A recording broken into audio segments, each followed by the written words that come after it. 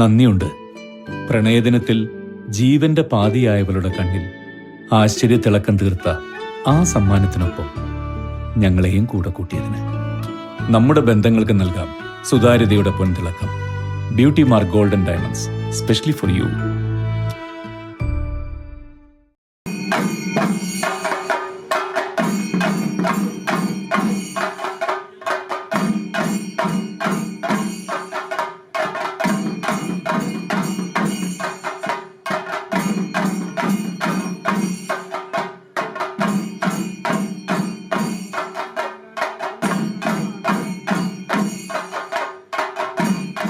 പെരിന്തൽമണ്ണ നഗരസഭയുടെ നേതൃത്വത്തിൽ നടത്തിവരുന്ന 10 ദിവസം നീണ്ടുനിൽക്കുന്ന സാന്ത്വന ക്യാമ്പിന് തുടക്കമായി.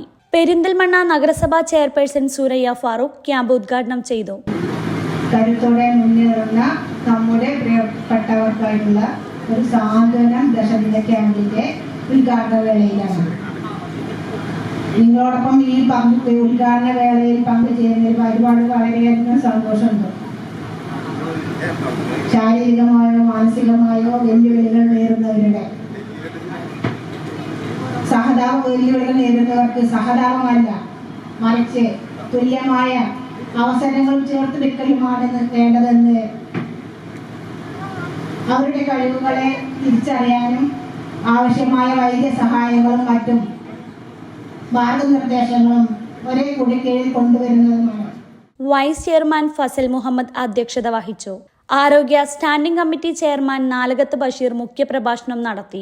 Camp coordinator Saleem Keezhissery, wheelchair association സംസ്ഥാന പ്രസിഡന്റ് ബദറുസമാൻ, VU നഗരസഭാ സെക്രട്ടറി ലാൽകുമാർ, സ്റ്റാൻഡിംഗ് കമ്മിറ്റി ചെയർമാൻമാരായ Pacheeri Husaina, Dineshan, Ambili Manoj, Thottassery Khadeeja, ward councillor Jishnu Narayan, block Congress president Aranhikkal Anandan, Rajendran, Naseema Pacheeri തുടങ്ങിയവർ പരിപാടിയിൽ പങ്കെടുത്ത് സംസാരിച്ചു.